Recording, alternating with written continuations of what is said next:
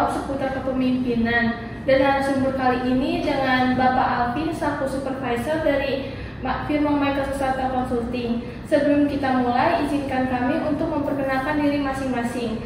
Kami dari kelompok 4 dengan beranggotakan saya sendiri, Karen Natalia, saya Sally, saya Juliana Stasionika. Jadi menurut Alvin, definisi seorang pemimpin itu apa ya? Kalau ngomongin definisi pemimpin itu, kalau kita ngomongin pemimpin itu menuju pada orang gitu. Jadi kalau pemimpin itu dia ada dua, pemimpin dan kepemimpinan. Pemimpin itu adalah orangnya dan kepemimpinan adalah gaya orang tersebut gitu. Tapi definisi dari pemimpin itu sebenarnya banyak sumber ya, dari ahli-ahli kan kita tahu lah ya, dari Google dan lain kan masih banyak gitu. Tapi menurut definisi saya, pemimpin itu seseorang yang memiliki tanggung jawab untuk mengorganisir dan mengatur karyawannya untuk mencapai tujuan tertentu. Bisa dalam perusahaan itu menuju visi perusahaan tersebut, atau dalam kelompok itu untuk mencapai tujuan yang diinginkan, seperti itu. Itu definisi pemimpin. Iya. Boleh tahu Bapak udah berapa lama menjabat sebagai seorang pemimpin di perusahaan ini? Kalau dalam perusahaan ini saya sekitar 5 tahun sudah menjabat gitu. Karena selama 5 tahun ini kan saya bisa dibilang mulai dari bawah juga ya.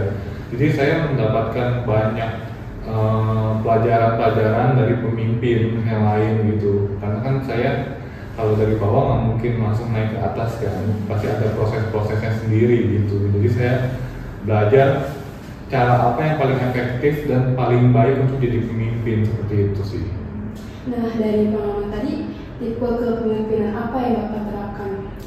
Kalau dari pengalaman saya dan sampai sekarang, menurut saya gaya kepemimpinan yang terbaik itu adalah demokratis. Kenapa harus demokratis? Karena seorang pemimpin itu kan punya tanggung jawab untuk mengorganisir dan mengatur karyawannya atau anak buahnya untuk mencapai tujuan dari perusahaan tersebut. Tetapi kalau karyawannya itu tidak tahu atau anggapannya tidak mengerti lah apa yang dia kerjakan atau apapun, itu kan sama aja bohong kan. Jadi seorang pemimpin itu harus tahu juga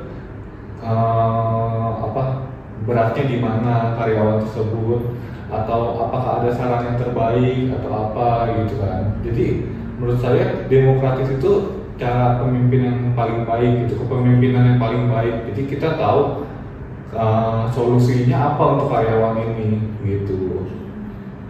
Nah kan di situ kan Bapak bilang ada perbedaan secara karyawan itu. Nah itu kan ada perbedaan karakter, sifat dari masing-masing karyawan tersebut. Nah di dalam itu, di tim itu bagaimana cara Bapak menangkap? Caranya sebenarnya gampang sih, karena kan saya kan memiliki sifat yang terbuka dan siap dikritik. Jadi itu emang salah satu pedoman atau keharusan pemimpin itu tuh, yang pasti sifatnya itu harus terbuka dan siap dikritik gitu. Nah, gimana kalau ada, pasti dong setiap karyawan, apalagi setiap manusia lah, setiap manusia itu pasti punya pemikirannya sendiri, pola pikir sendiri, dan sifat yang berbeda. Kadang kita mikir karyawan itu atau anak buah harus mengikuti atasannya. Atasannya mau A, karyawan atau anak buahnya tetap harus A, walaupun punya pola pikir yang berbeda seperti itu kan. Tapi menurut saya selama saya bekerja di sini, kalau kita menerapkan konsep seperti itu yang ada bikin setiap orang itu tuh sakit hati gitu. Karena saya tahu setiap karyawan di sini kan pasti diterima di perusahaan ini melalui seleksi yang terbaik gitu. Berarti kan mereka bisa diunggulkan lah ya dibandingkan karyawan-karyawan lain atau orang kandidat-kandidat lain gitu. Berarti kita ngomongnya mereka anggapnya pintar lah ya, pintar dan punya pola pikir sendiri. Kalau kita tidak asah, itu buat apa gitu? Karena nggak selalu pemimpin itu benar, betul. Jadi seorang pemimpin itu wajib bisa dikritik dan menerima kritikannya, seperti itu. Nah, Terus misalkan terjadi kinerja karyawan yang mendown atau nge-stuck di situ aja. Nah, bagaimana Bapak meningkatkan perkembangan dan dari karyawan tersebut gitu biar lebih meningkat kinerja? Kalau untuk kinerja itu kan kita nggak tahu, setiap orang itu punya pemikirannya sendiri dan mungkin mereka nggak tahu kinerjanya seperti apa gitu kan. Cara terbaik untuk meningkatkan kinerja dan anggapannya biar mereka tahu apa yang kurang dan apa yang lebih, itu dengan satu-satunya cara evaluasi gitu. Kita wajib banget sebagai seorang pemimpin untuk evaluasi karyawan setiap bulan atau setiap minggu, terserah gitu. Tapi kita tahu, maksudnya kita harus komunikasi dua arah. Kita kasih tahu ke karyawannya, kayaknya kinerja kamu tuh bulan ini kurang, menurun atau apa. Kamu harus tanya pendapatnya kenapa gitu, alasan dibalik kinerja kamu turun tuh apa gitu. Jadi dia tahu kinerja dia lagi turun dan pemimpinnya pun tahu sebenarnya alasan kenapa kinerjanya turun apa gitu. Dan kita harus cari solusinya bagi seorang pemimpin gitu. Contohnya, kalau kinerja kamu turun karena mungkin kamu lagi stres atau lagi berat di mana seperti itu, kamu bisa konsultasi gitu, nanti pemimpin akan cari solusi yang terbaik gitu. Oh kayaknya lebih bagus ini di-cut dulu deh atau gimana gitu, daripada kita memaksakan karyawannya mencapai tujuannya gitu. Kayak pemimpin suruh A terus karyawannya tetap harus A terus tanpa tahu alasan dibaliknya itu yang ada karyawannya malah sakit hati atau bisa kecapean atau bisa stres gitu kan. Dan itu pasti bikin dia kinerjanya menurun drastis gitu sih. Terus kalau misalnya ada karyawan gitu yang tidak dapat mengejar deadline, terus gimana cara Pak Alvin menanggapi dengan karyawan yang seperti itu?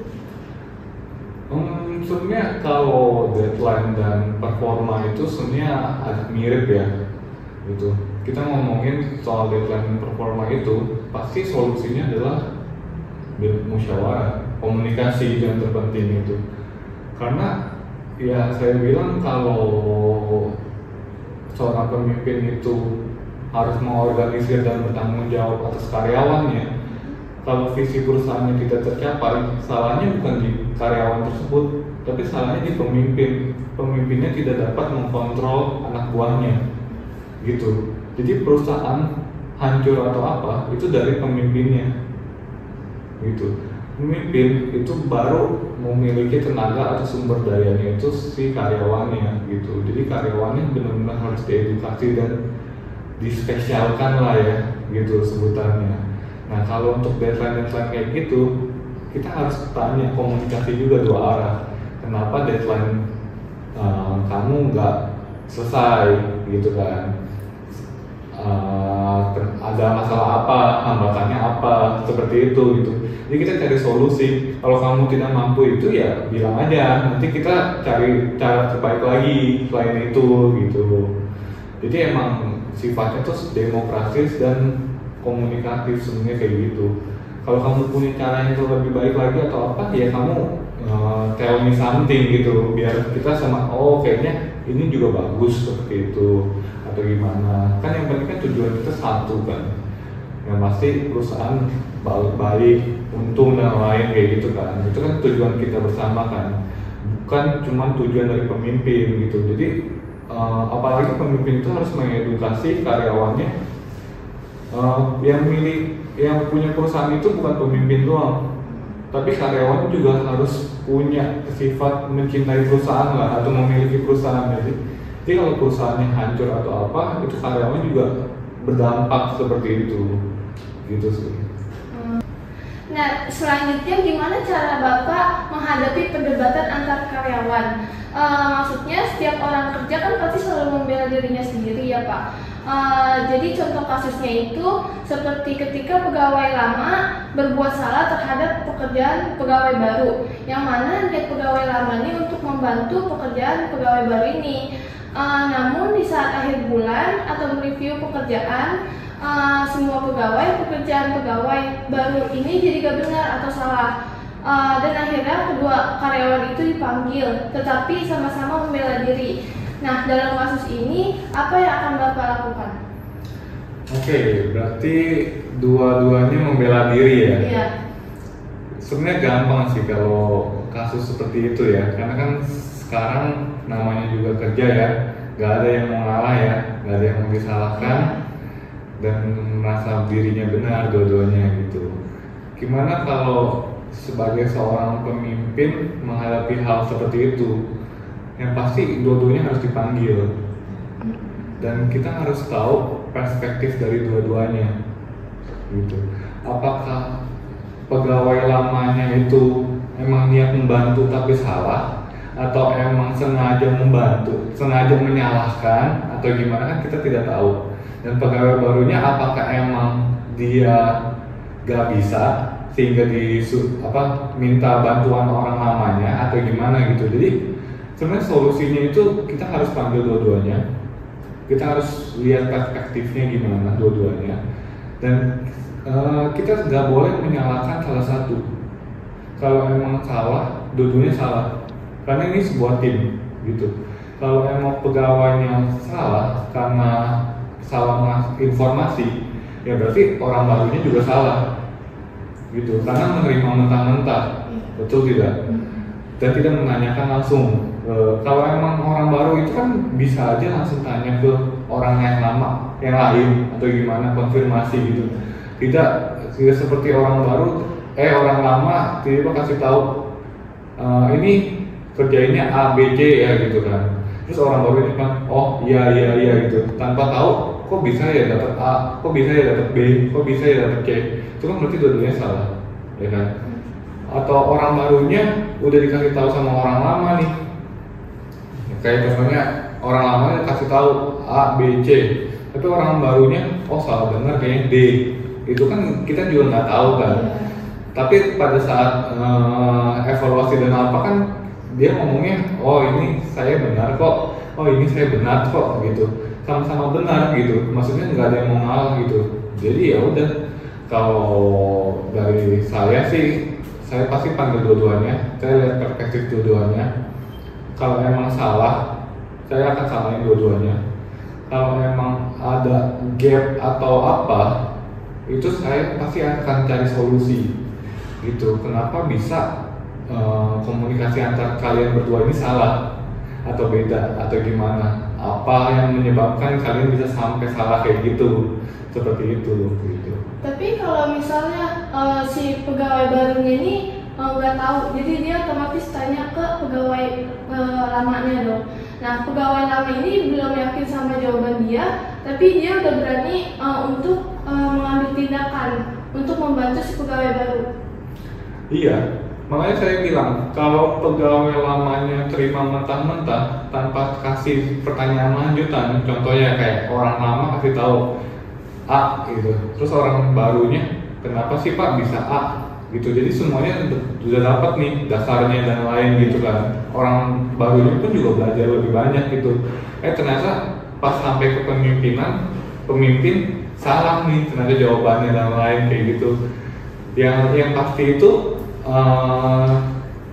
gimana ya? Kalau pemimpin itu kan nggak bisa terima mentah-mentah juga kan, gitu. Dia harus tahu prosesnya, gitu. Gimana bisa sampai orang lamanya itu dapat jawaban seperti itu gitu? Apakah dulu pemimpinnya salah kasih tahu ke orang lamanya juga gitu? Atau emang orang lamanya ternyata emang cari tahu dan apa gitu? Gitu, kita kan kadang nggak tahu gitu. Tapi namanya orang belajar dan berproses itu kan kita harus maklumin gitu. Kita harus kasih ruang ke mereka untuk belajar, untuk berani ambil tindakan. Walaupun salah, ya kita coba gitu, kita benari dan lain gitu. Kalau emang sudah terlanjur, ya kita tinggal cari solusi. Gimana cara membenarkan dengan seperti itu. Oke, sepertinya sesi tanya jawabnya sudah cukup. Kita telah mendapatkan pengetahuan dari seorang yang berpengalaman seperti Pak Alvin. Terima kasih banyak untuk Pak Alvin. Semoga pengetahuan yang kita terima dari Pak Alvin bisa menjadi bekal kita untuk menjadi seorang pemimpin di masa yang akan datang. Dan terima kasih untuk teman-teman semua yang ada hadir di sini. Semoga kalian yang menonton bisa mengerti apa yang disampaikan kami semua. Terima kasih.